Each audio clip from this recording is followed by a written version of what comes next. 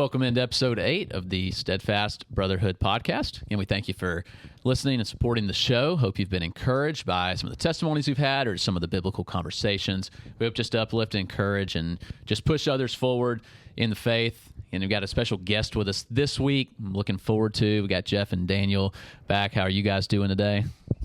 Good. Same.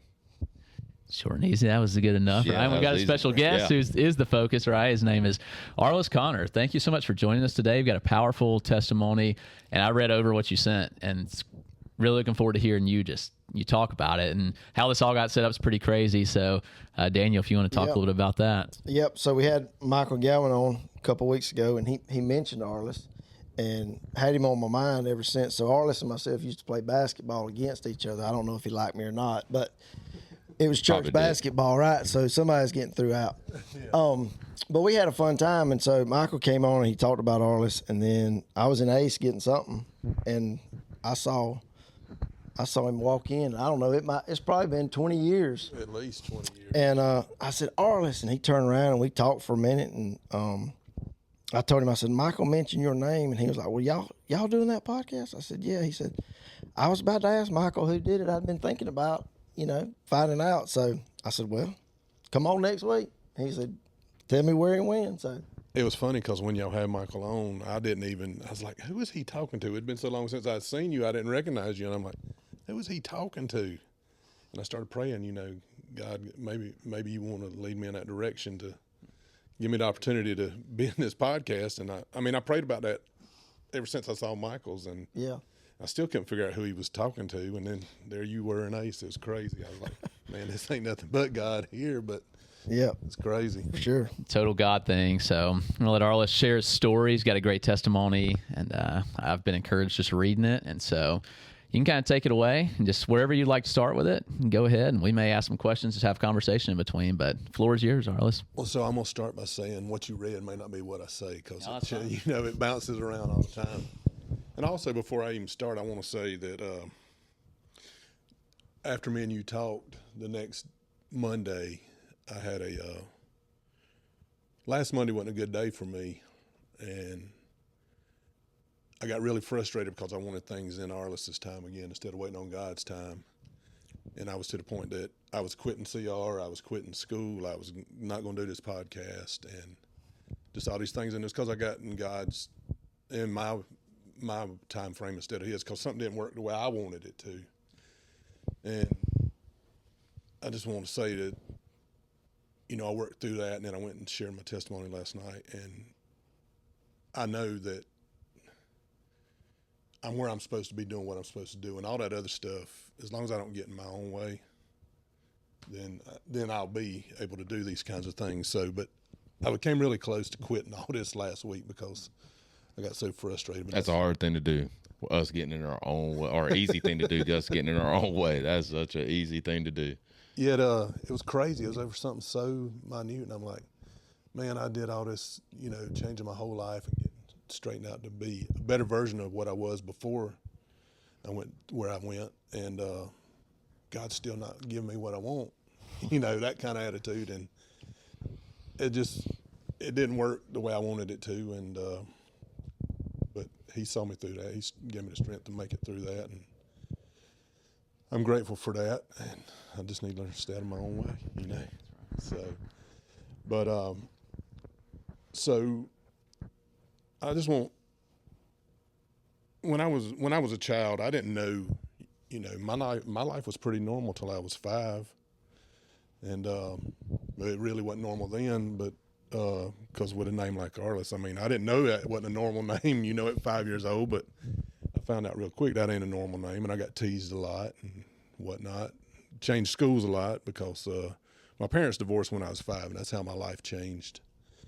And we bounced around from town to town a lot, never fit in, and you wouldn't believe how many times it's how you say your name, and you think it doesn't bother you, but it does. It made me feel like I didn't belong.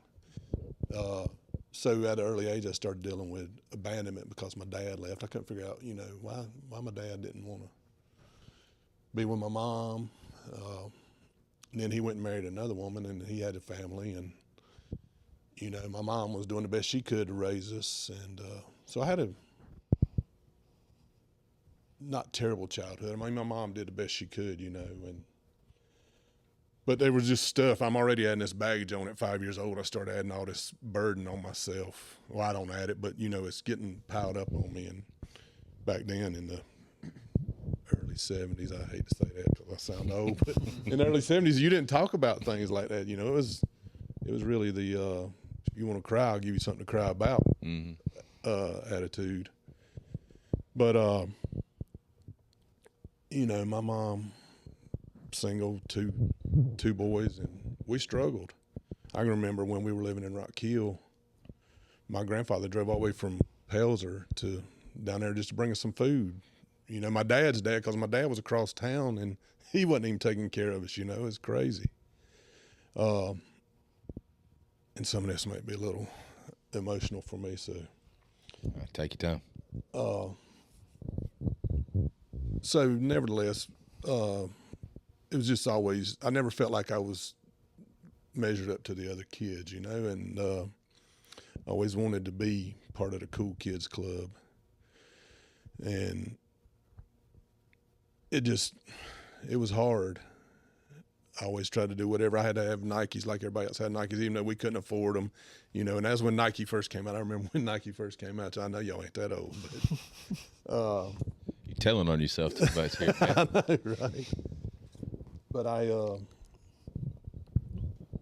once I got to high school, things seemed to normal out a little bit because we moved back to Greenville when I was in 7th grade. So I got in with these guys, you know, Mike Kennedy, as we was speaking of, and Brian Miller and all them. They were all my buddies in school. But I was hiding a lot of things about my insecurities, and, you know, I didn't feel like I fit in with these guys. But I was trying really hard, you know, and trying to fake it till I make it. And Yeah, I was like, brother, you're our older guy, but I'm pretty sure every kid does this in school. How are you hiding your insecurities? well, back then it was like,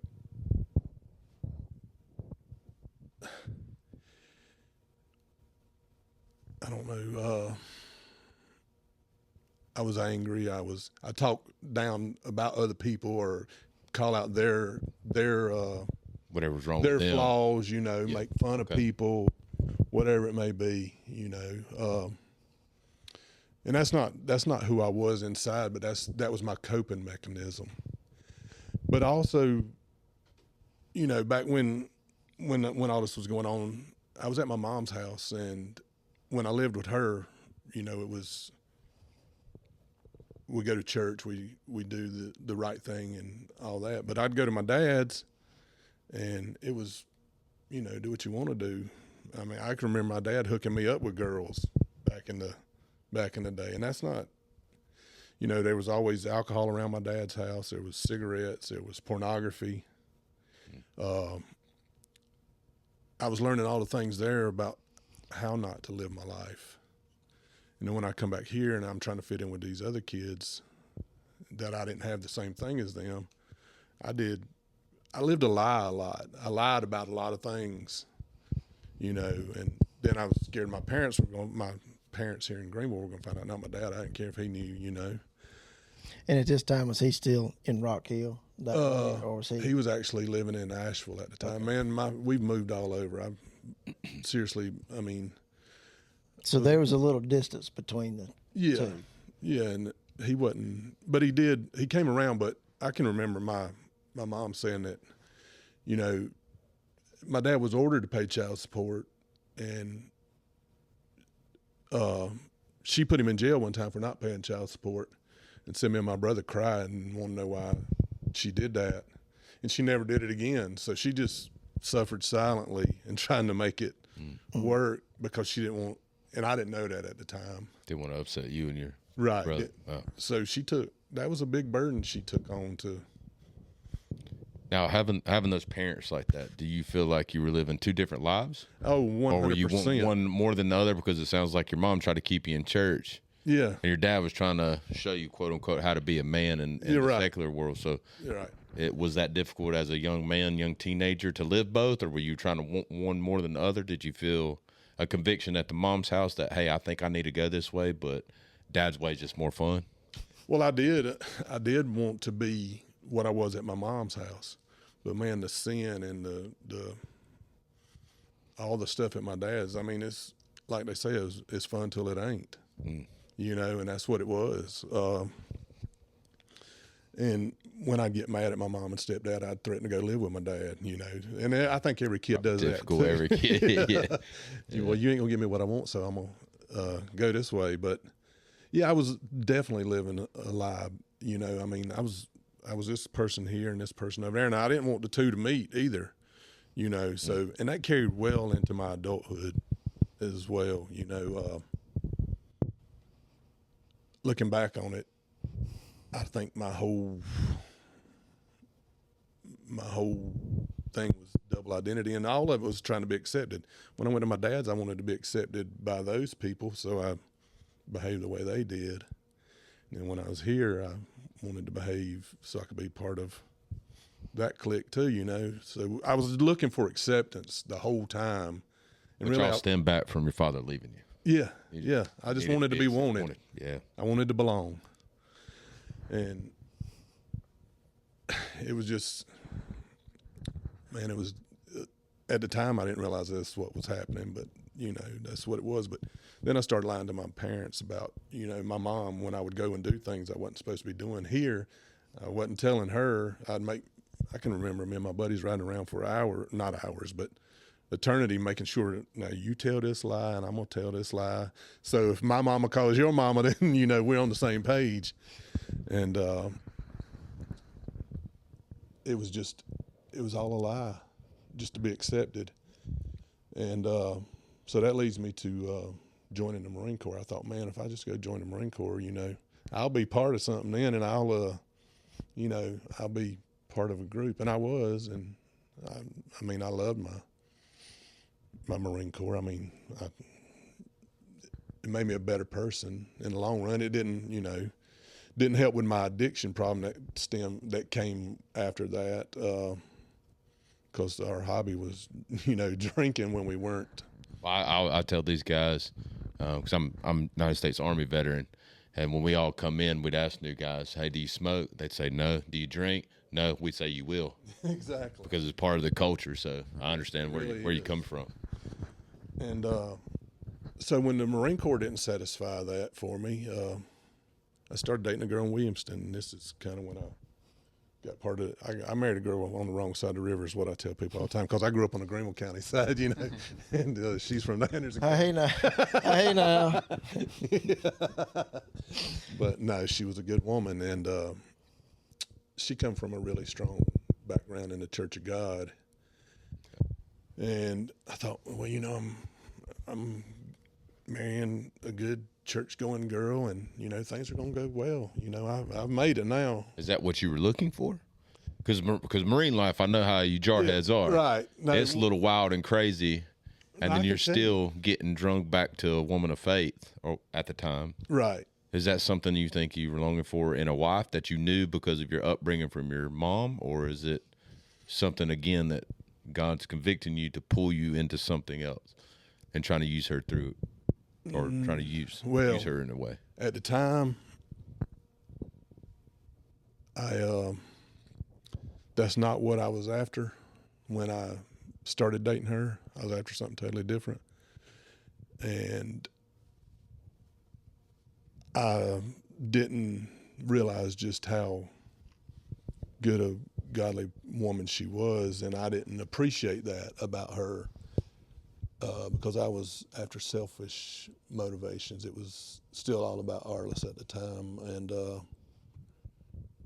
you know, I was still living a life with her when I was working and going to meetings and stuff. When I say meetings, I'm talking about work meetings. I would go off and I would drink, but I'd come home and I wasn't drinking and I wasn't doing any of this stuff.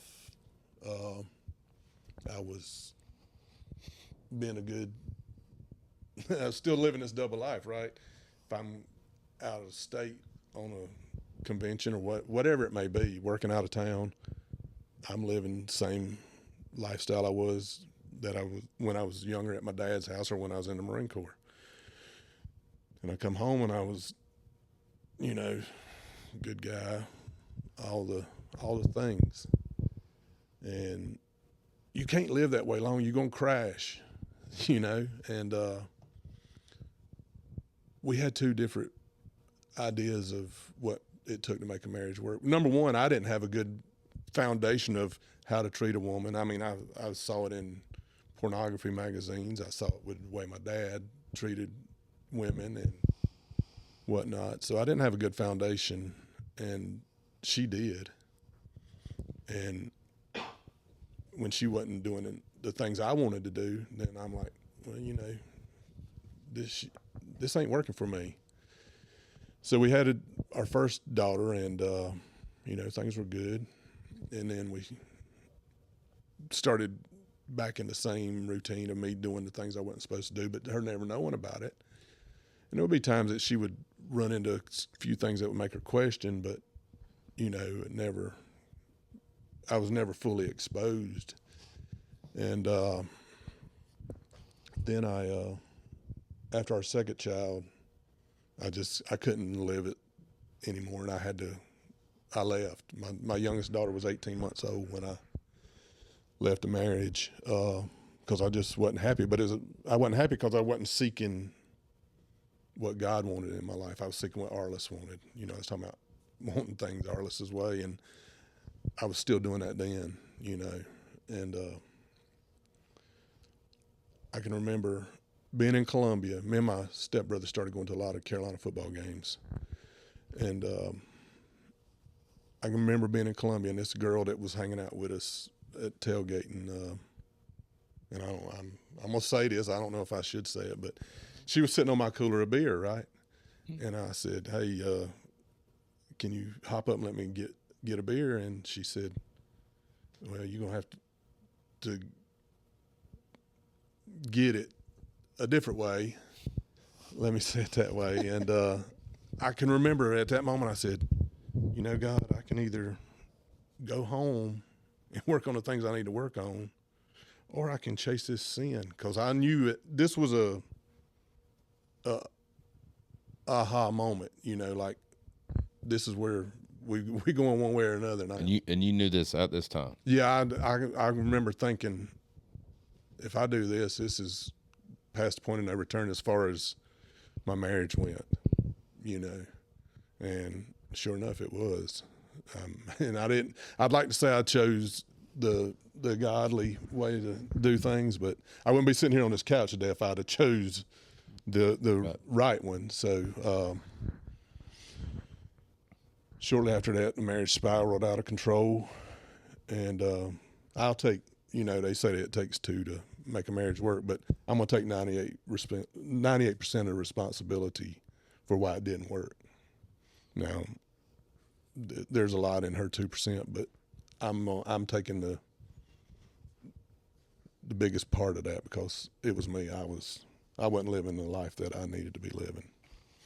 So,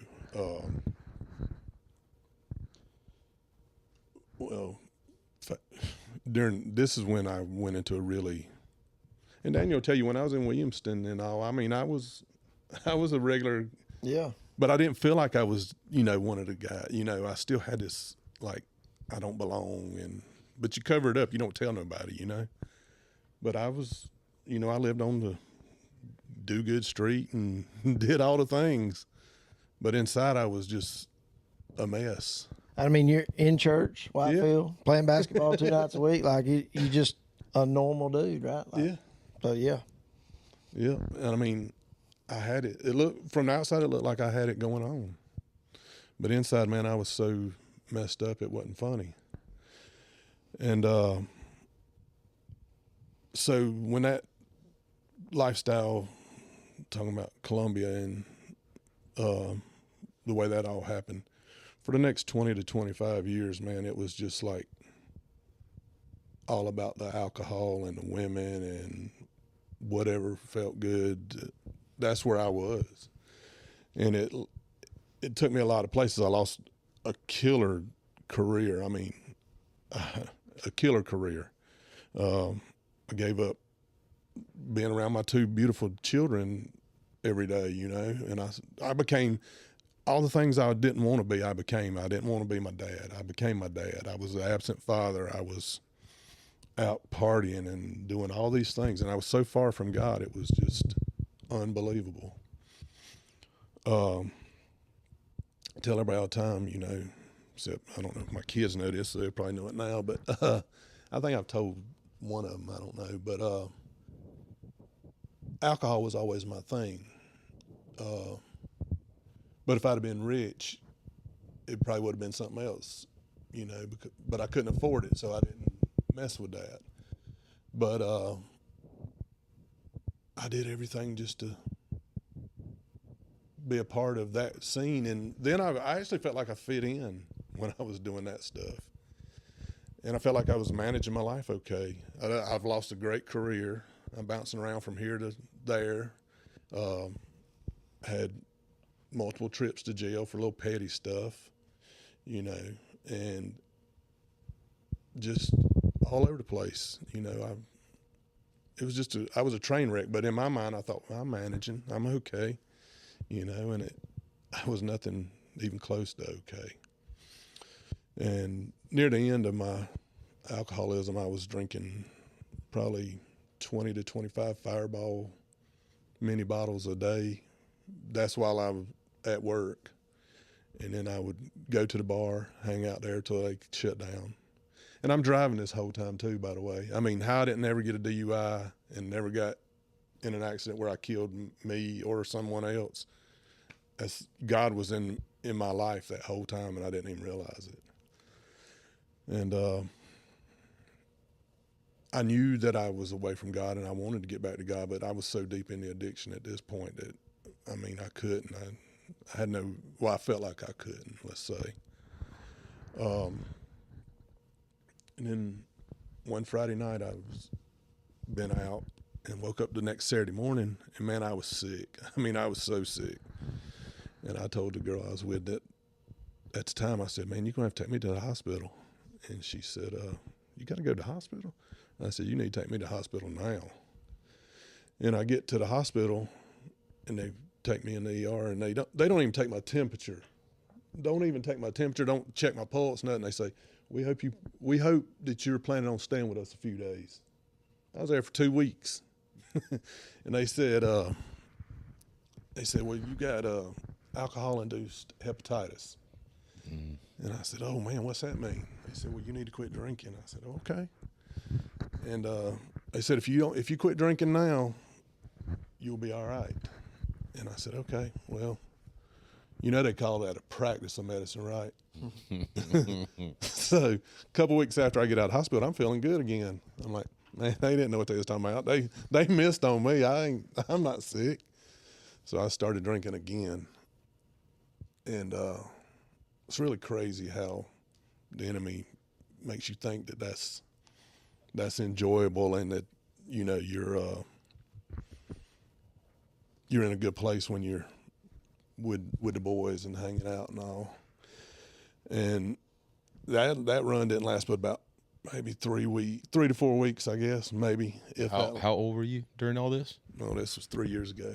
Oh, wow, so very recent. Okay. Yeah. So I went back to drinking, and then I was back in the hospital again. And I was at Baptist in Columbia. And they told me this time, said, you got cirrhosis of the liver. Said, you got about 30 days to live, so you need to go ahead and get all your stuff together and figure out what's going on. And this is where the but God part comes in, because it's 3 years later, and here I am. Mm-hmm. And but anyway, so they started calling everybody in, and all these people started coming that I hadn't seen in a long time. Mike Kennedy, several people, Timmy and Wendy Heatherly. But anyway, my daughters were in the hospital and with me, and they said, Dad, why don't you just move back to Greenville, you know, since you only got this, that way we don't have to come back and forth to Columbia, and, you know, when you die, then it'll be easier to make the arrangements if you're here. And so I came back to Greenville. And, well, first, I almost forgot this part, but so when they left that night, I started praying. I'm like, man, God, I don't know how I got to where I'm at, but I don't want to be here. And I don't have the strength to stop this.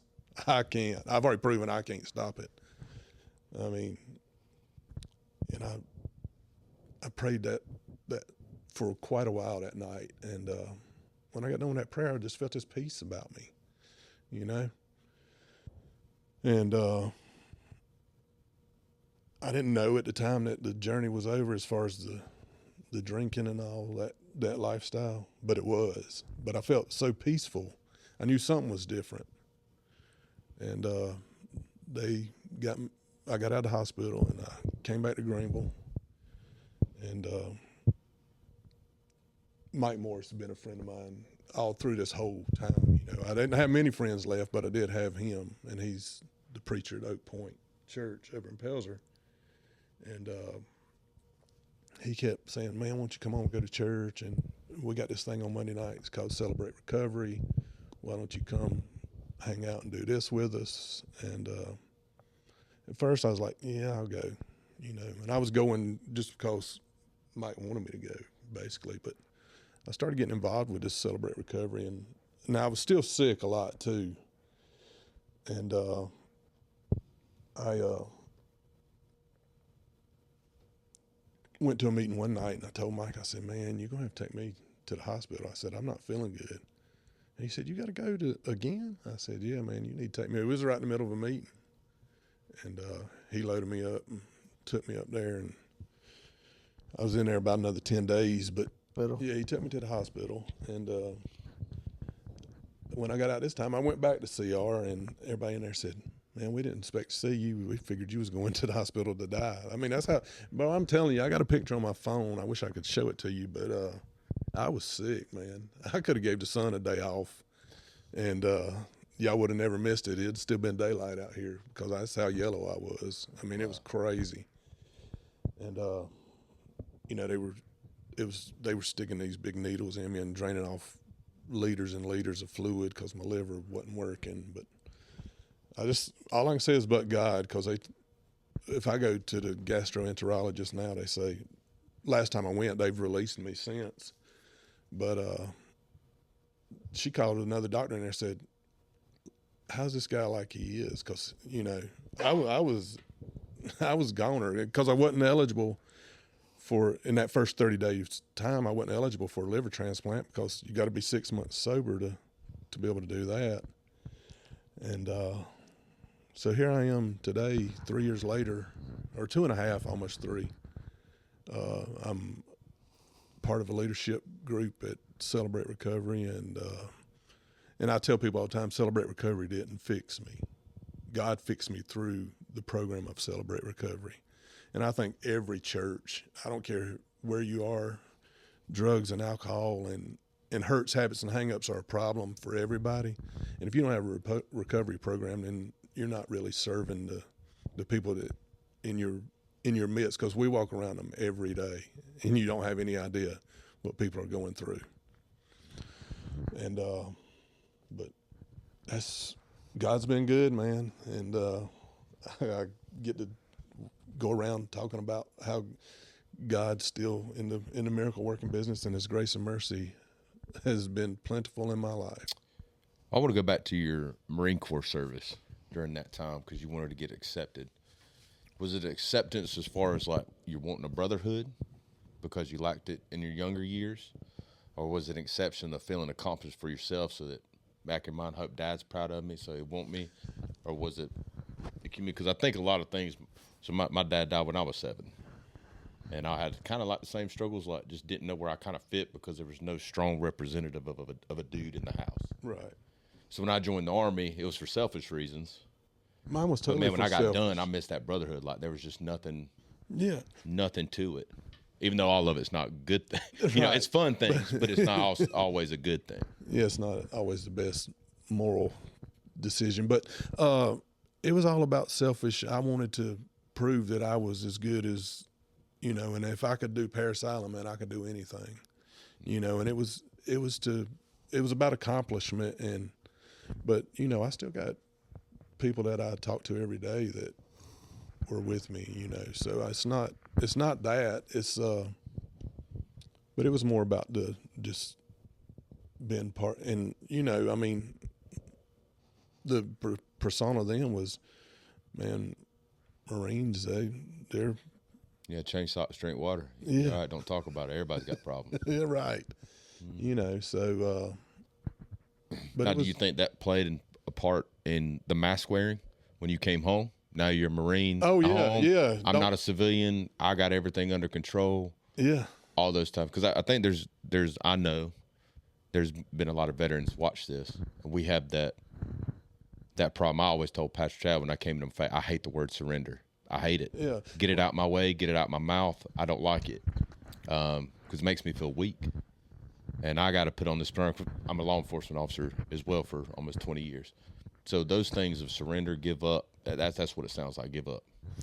and that's You know, funny and I because always that's hate all God wants us to do, and if we do that, I mean, Well, how did I know you medically and health-wise that might have brought you to that point? How did you come to this point at your age and everything that you've been through to surrender and to want to do this? but, you know, people say that all the time. Well, you know, if you got to a place you were medically, it was easy. It still wasn't easy because the mindset is still, I got to have that alcohol. Just somebody telling you it's going to kill you, don't make it easy. Because, like I said, you know, after the first time I was in the hospital, I went right back out to drinking as soon as I felt good. So it's not, oh, you better stop. So I think I just got tired of doing that. And when I finally surrendered, and you know, people in the community who talked about me all the time, you know, and I thought nobody knew what I was going through. They were talking about me, but when I told my story for the first time, and I surrendered, I was like, okay, God, use me, and I surrendered.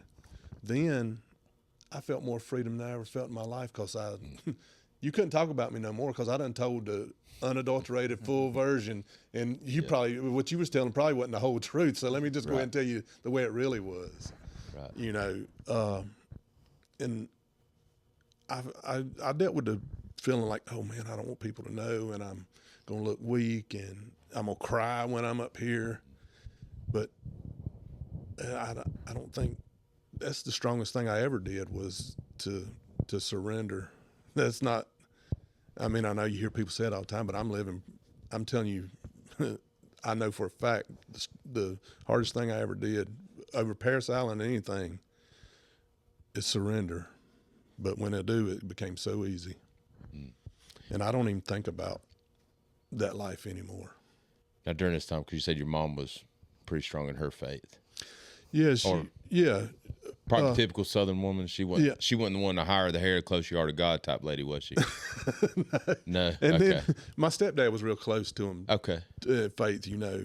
And then your ex-wife was Oh yeah, very strong. So, I mean, you can answer if you don't, but how are you and your ex-wife's relationship at this point now?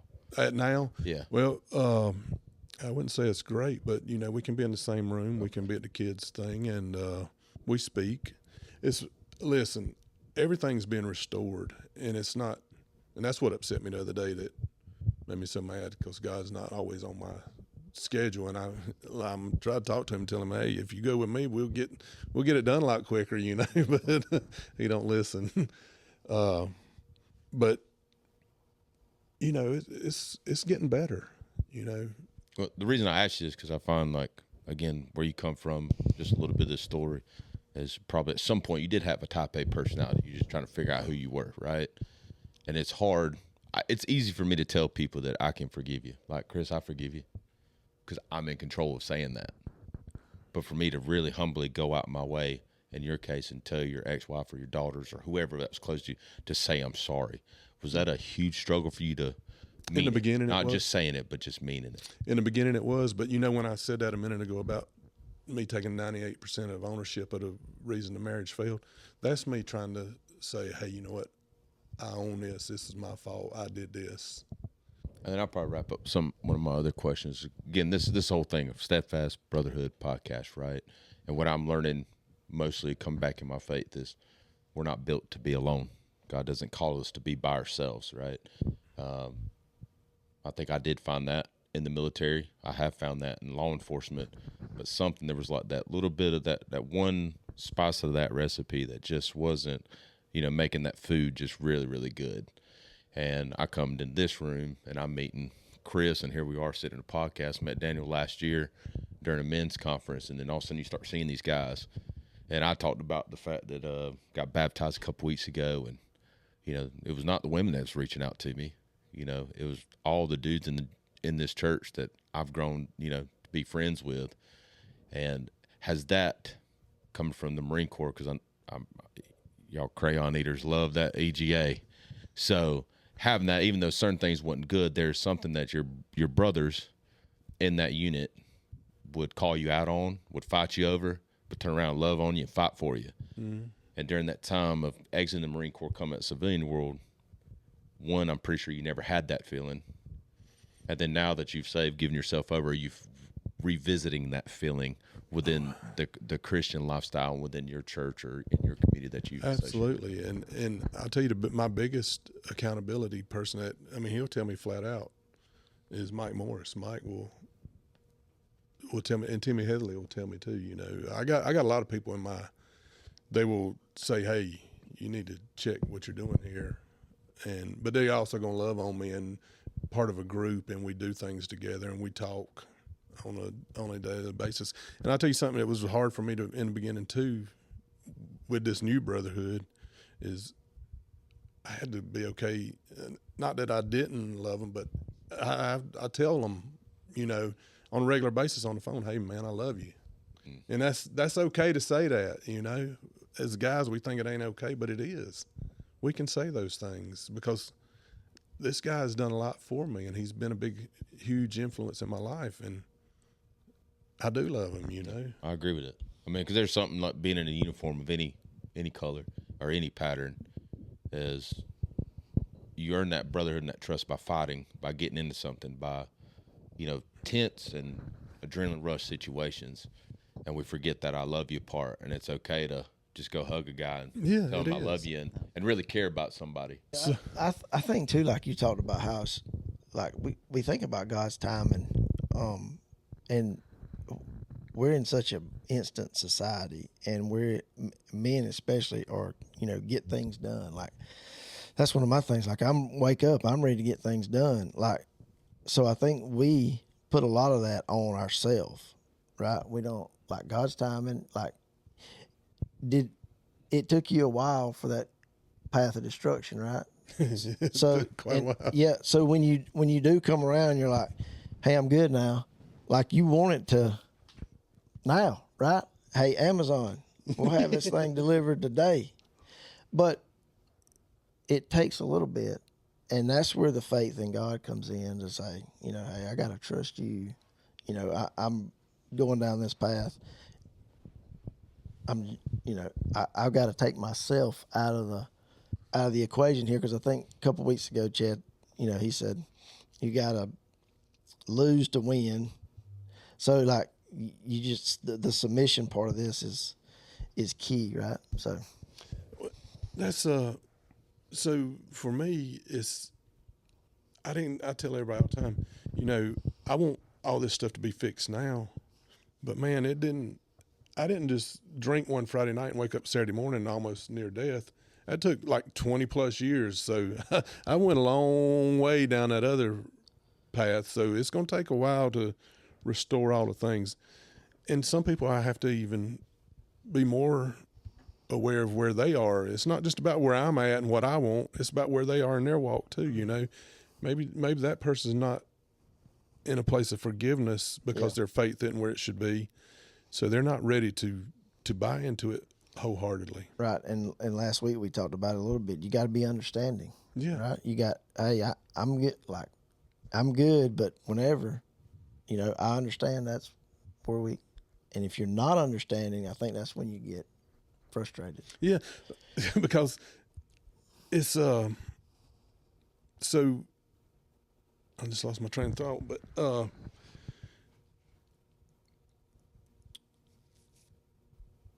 say what you said again, because I had something really good, and then that's part of the old age kicking in. So I said, when you want, I don't even know what I said. Two older people in the crew. Yeah, it's the older people. What did I say, Chris?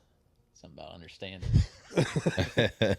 We had some technical difficulties with the computer and got us all whacked off. But no, I was talking about you wanting it fixed right then, and you want to be understanding. We talked about it last week about being understanding and knowing. You don't have to know everybody's situation, and everybody's situation ain't gonna be. I just thought of what I was going to say. You know, I say all the time, there's some people out here that if they never spoke to me again, as long as I'm on this earth, I earn that. You know, they have the right to treat me that way. Right. And if they're not in their place of forgiveness through their faith, that they can forgive me, then I earned the way they're treating me.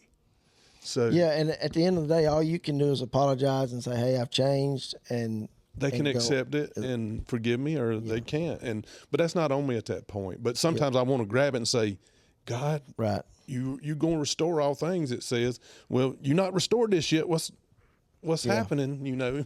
So with everything's getting better with your ex-wife, your daughters you back up here now. Your mom and stepdad. What about your dad? My dad's dead. Okay. He died. Path of destruction involved a lot of family and loved ones. I mean, it did, you know, and I own that too. Yeah. And I would love for all that to go back to the way it used to be, but maybe that's not where God wants me to be. And I've had to accept it that way, that maybe that's just not God's plan for me. And if it's not, that's okay. I mean, I would like for it to be, but that's Aryless's want. So I'm gonna quit with that, you know, and let God work it out with them and with me, and wherever we end up, that's where we'll end up. I miss my younger brother and my mom a lot, but you know, that's part of the choice I made. Now, your younger brother, is he still around? Yeah, he lives over in Possum Kingdom, so right across the street from where I grew up. So, and I probably should have answered this or asked this question earlier, but were you saved at all before this? Oh yeah, I was saved at Washington Baptist Church back when I was younger, but needless to say, I went quite a ways off the path, and I'm grateful to be.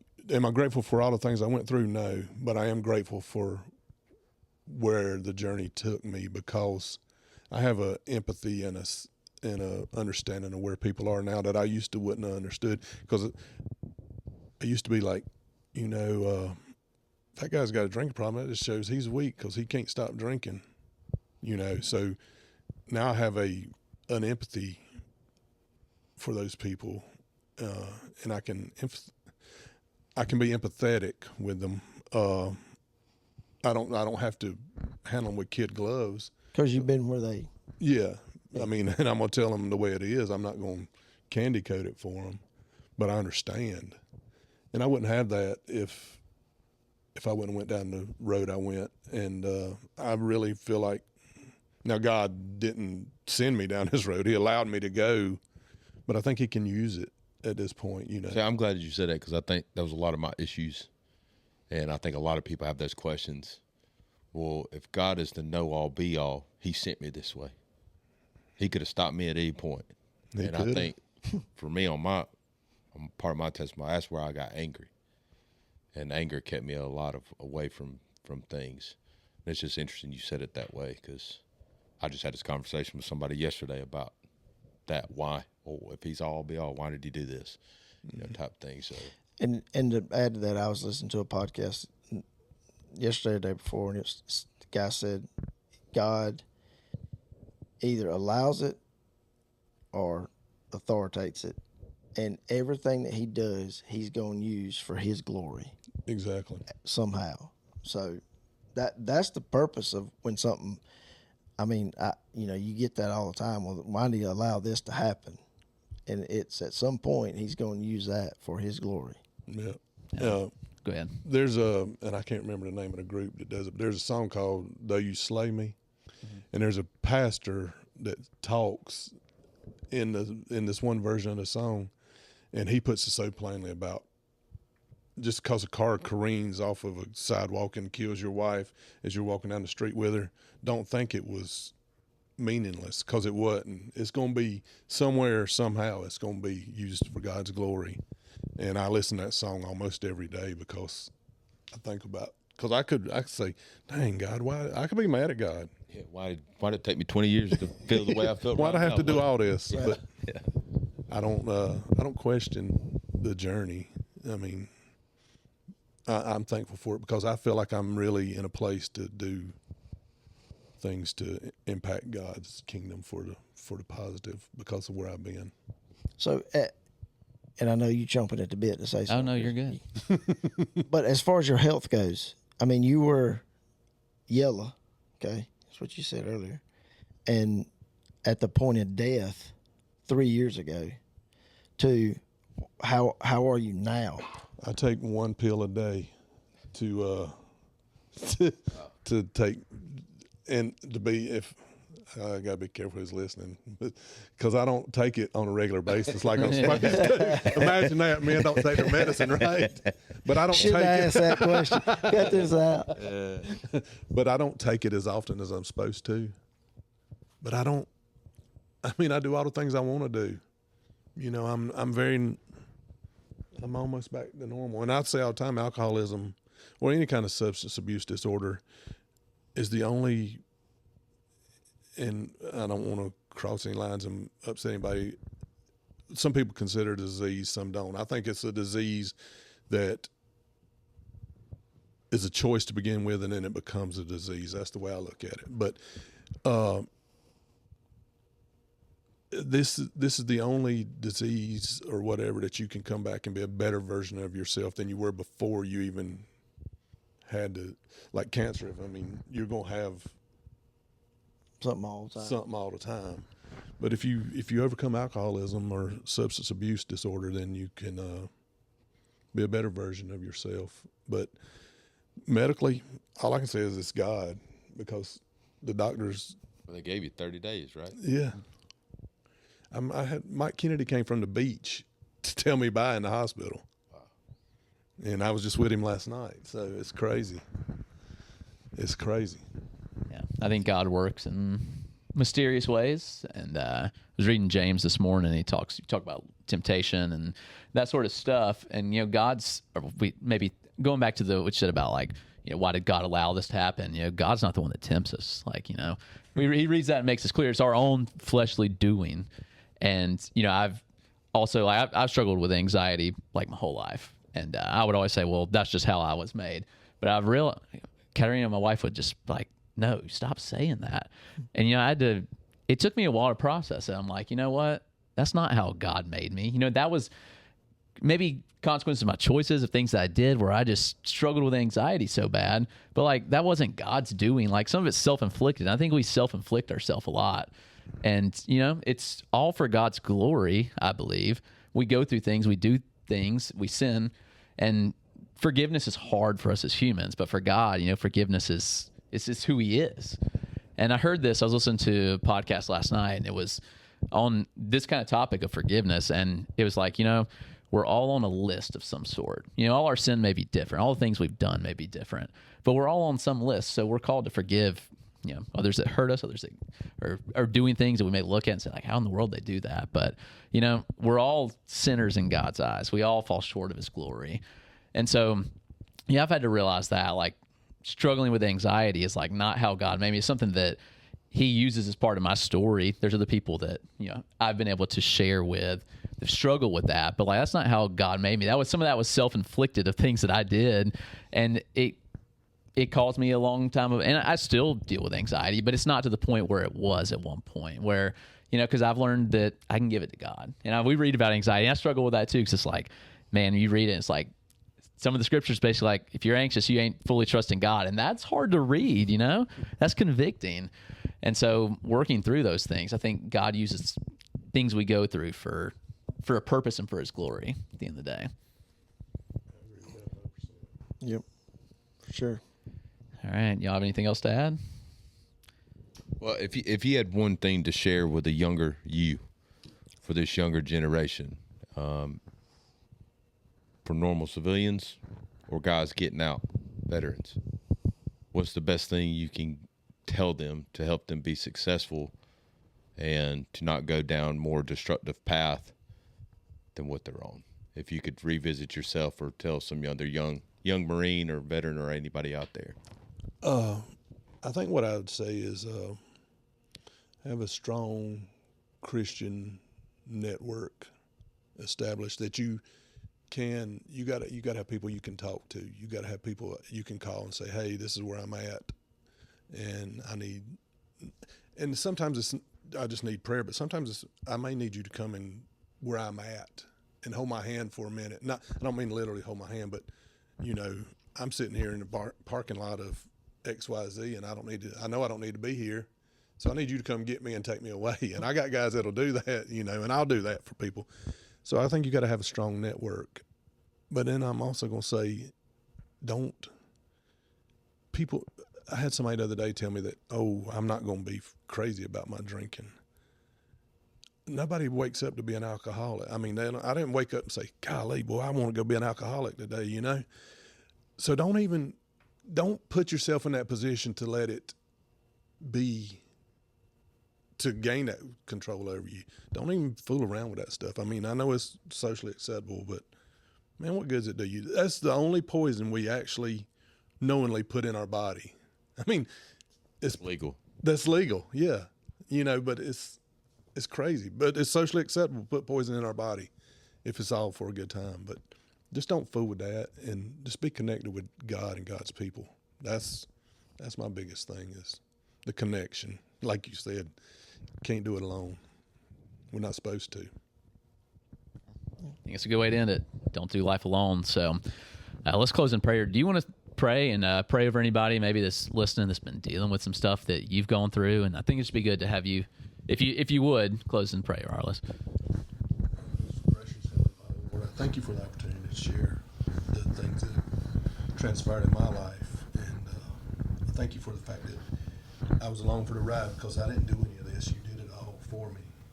And Lord, to the young man that I was speaking with last night, Lord, I know he's struggling with sobriety. Lord, I ask that you just put your healing hand upon him and see him through to success with his sobriety. Lord, to all the other people out there sick and suffering and struggling, whether it be from anxiety, overeating, codependency, anything that is keeping them away from their walk with you, Lord, I pray that they find healing and understanding, and that they too can use their story to impact others that are struggling with the same thing.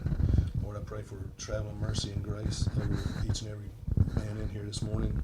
And we thank you and praise you in your holy name. Amen. Amen. Well, thank you so much for joining us. We appreciate your story and testimony, man. There's a lot of power in that, but I truly believe God's going to use it for his glory. So I appreciate you coming on and hanging out with us today. But it's been episode 8, and we'll see you guys next week.